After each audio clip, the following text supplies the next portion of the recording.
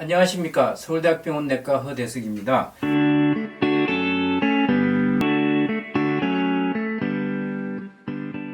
오늘은 의료기관에서 오진 분쟁이 있을 때 가장 흔한 질환으로 암에 대한 것이 문제가 되고 있습니다.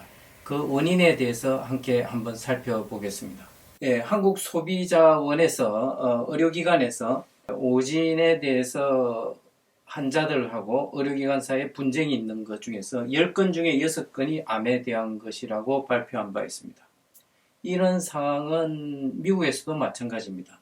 암 환자 중에서 28%가 오진을 경험했다고 발표하고 있고, 영국에서도 암으로 처음 진단되는 가정 중에 한 40%에서 진단이 잘못됐었다고 보고하고 있습니다. 그럼 어떤 게 암에서 오진의 상황인가? 대부분은 실제 암인데 암이 아닌 것으로 처음에 진단을 해서 빨리 진단이 됐더라면 완치가 되는 확률이 더 높았을 텐데, 늦게 진단이 돼서 완치 확률이 떨어졌다는 것을 불편해하는 환자가 91%에 해당하고, 또 한 8.6%의 환자는 실제로는 암이 아닌데 암으로 진단을 하고서 이제 수술 등의 불필요한 시술을 받았다고 문제 제기를 하고 있는 상황입니다.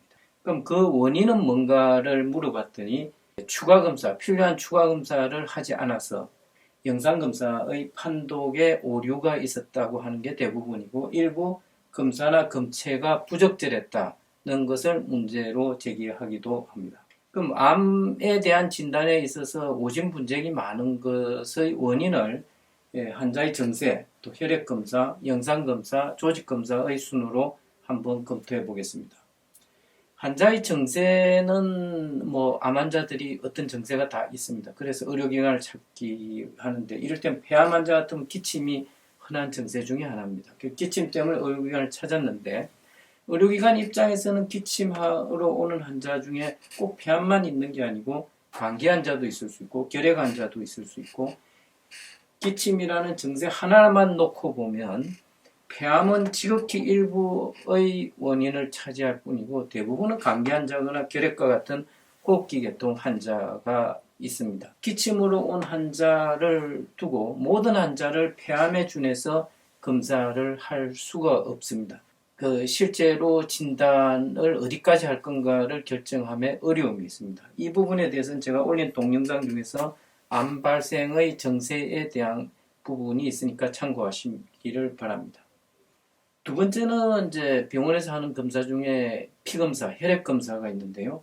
혈액검사로 암을 조기에 발견할 수 있는 종양들이 있습니다. 간암이라든지 대장암, 전립선암, 난소암, 생식세포종 등에서는 혈액검사만으로도 종양을 조기에 발견할 수 있는 어떤 표지자가 있습니다. 근데 모든 환자가 그런 게 아니고, 간암 환자 중에서도 일부, 대장암 환자 중에서 일부에서 혈액검사로 진단을 하게 되고, 또 여기 나열된 종양이라는 건 전체 암 환자로 치면 일부에 국한됩니다. 의료기관에서 하는 많은 혈액검사는 그럼 어떤 의미인가? 대부분은 이제 어떤 때 이상하게 나오냐면 암이 진행이 돼서 어떤 기관을 침범했다. 이럴 때면 간을 침범하면 간 기능 검사가 이상하게 나오는 거죠. 암이 진행되면서 어떤 침범한 기관의 기능의 이상을 조사하는 기능 검사를 보는 게 대부분입니다. 신장 기능도 보고 내분비 기능도 보게 돼요. 그다음 가장 많은 검사를 하는 게 영상 검사, CT나 MRI, PT와 같은 전신 촬영이 되겠습니다. 여기에 분쟁이 제일 많습니다.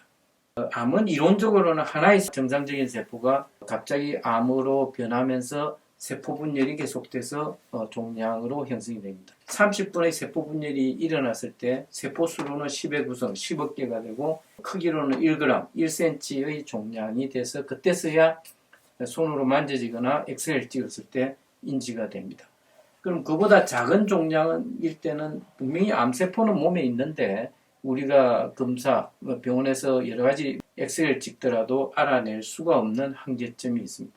폐암을 예로 들면 1cm, 직경이 1cm 이상인 경우는 이 환자처럼 혹은 이런 환자처럼 정상 조직하고 구분해서 암을 쉽게 의심할 수가 있습니다. 그러나 직경이 1cm 미만인 경우는 이 환자의 병변처럼 이게 암인지 아니면 뭐 정상 소견인지 판정하기가 쉽지 않을 때가 많습니다.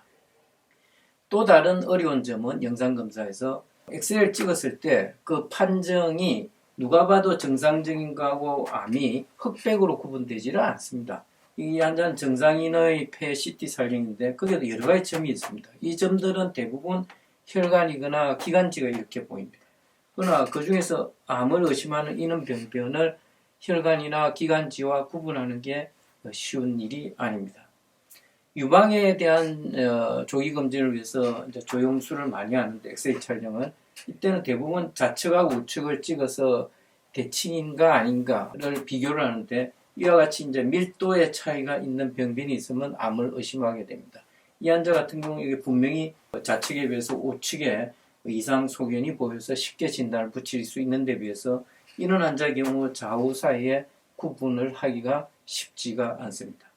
또 금진 시점도 이제 우리가 문제가 되는데 어떤 환자들은 불과 몇 달 전에 건강검진 했을 때는 아무런 이상이 없다고 했는데 요번에 이상해서 검사를 해봤더니 이미 암이 전이가 돼서 수술도 할 수 없다고 문제 제기를 합니다. 왜 그런 일이 벌어지는가? 1차 검진은 뭐 이런 시점에 했다고 하면 이 1g짜리 종양으로 인지되기 전에 이제 검사를 한 거죠. 근데 그게 빨리 자라서 뭐 이런 사이즈나 이런 사이즈인 경우에 2차 검사가 됐다고 하면 때로는 이 정도 사이즈면 전이가 된 채 발견이 됩니다. 일반적으로는 1년에 한 번쯤 건강검진을 하면 이런 일은 벌어지지 않기 때문에 국가가 만든 건강검진 지침에도 1년에 한 번씩 검사하는 것을 추천하고 있습니다. 근데 그거는 평균이고 환자마다 개인차가 굉장히 많습니다. 어떤 환자는 암이 굉장히 빨리 자라서 불과 몇 달 전에 검사를 했는데도 몇 달 사이에 이렇게 10에 12성 정도 굉장히 큰 종양으로 자라서 이미 전이가 있어서 수술을 못하는 경우가 있습니다. 이런 문제 때문에 우리가 수시로 검사를 할 수도 없고 매달 와서 종합검사를 할 수도 없습니다. 이제 그런 점이 암을 조기에 검진하기 어려운 현실적인 문제점입니다. 마지막으로 이제 암을 확진하기 위해서 조직 검사를 하게 되는데 조직 검사도 여러 가지 한계점이 있습니다. 이를테면 제일 중요한 건 이제 접근성입니다. 우리 조직 검사를 할 수 있는가 없는가. 폐암의 경우 기관지에 가까운 이런 데 종양이 발생하면 이거는 기관지 내시경을 하면 쉽게 접근을 해서 조직 검사를 얻을 수가 있습니다. 또 바깥에 치우친 암인 경우 바늘로 바깥에서 찔러서 조직 검사를 할 수가 있습니다. 그런데 아주 깊숙하게 들어있는 암인 경우 기관지 내시경을 할 수도 없고 바늘을 찌를 수도 없습니다. 왜냐하면 바늘을 찌르려고 하면 옆에 심장이 있고 또 폐를 관통해야 되다 보니까 여러 가지 합병증이 생겨서 조직 검사에 따르는 위험이 대단히 높습니다. 또 다른 문제점은 조직 검사를 해서 조직 검체를 얻었다고 할지라도 그게 대표성이 있는가 하는 점입니다. 암 덩어리가 만져지는데 그게 전체가 다 암세포로 다 가득 차 있으면 어디를 바늘로 찔러도 그거는 암세포가 나오니까 쉽게 진단이 되는데 실제 상황은 전체 암덩어리 중에 암세포가 있는 부분은 일부고 다른 부분은 주변 조직으로 휩싸여 있습니다. 그래서 바늘이 어디를 관통하느냐에 따라서 조직 검사를 했을지라도 암세포가 나올 수도 있고 안 나올 수도 있습니다. 조직 검체가 대표성이 있느냐 없느냐도 쟁점이 됩니다. 어떤 환자는 암이 아닌데도 수술을 해서 불필요한 수술로 손해를 봤다고 이제 문제 제기를 하는데 대부분 이제 영상 검사만으로 이제 어떤 종괴를 의심을 하는 거죠.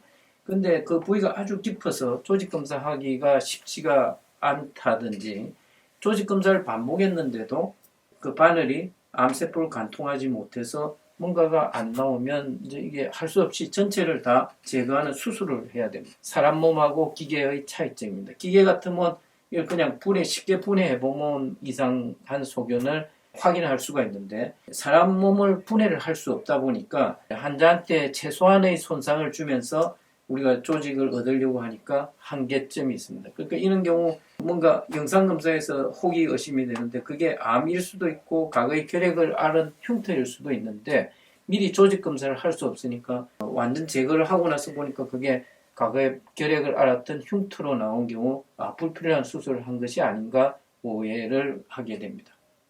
그래서 암에 오진이 잘 생기는 종양이 이제 폐암이라든지 유방암, 췌장암 이런 것들이 흔히 오진이 생깁니다. 왜 그런가? 쉽게 조직 검사를 못하고 또 엑스레이 찍었을 때 정상 그 조직하고 암 조직을 구분하기가 어려운 부위가 여기에 속합니다. 그래서 오늘 말씀드린 내용을 요약하면 의료기관에서 오진으로 인해서 환자하고 의료진 사이에 분쟁이 생기는 가장 흔한 원인이 암에 대한 것인데 그 원인은 암이라는 게 증상이 특이적이지 못한 경우가 많습니다. 애매한 경우가 많아서 증상만 가지고 아주 복잡한 검사를 하지 못할 때가 많고 또 혈액검사로 암을 조기에 검진할 수 있는 종양은 지극히 일부의 종양에 불과하고 많이 하는 영상검사, CT나 MRI, PET 촬영 등도 종양이 직경이 1cm 이상에서는 비교적 정확한데 그보다 작을 경우는 엑스레이를 찍더라도 정확하게 인지를 못할 때가 많습니다. 마지막으로 조직검사로 확진을 한 다음에 이제 치료를 하면 좋은데 어떤 그 발생한 부위가 조직검사하기에 쉽지 않다든지 또 조직검사를 반복했는데도 거기서 암세포가 안 나오면 불필요하게 수술까지 해야 되는 상황들이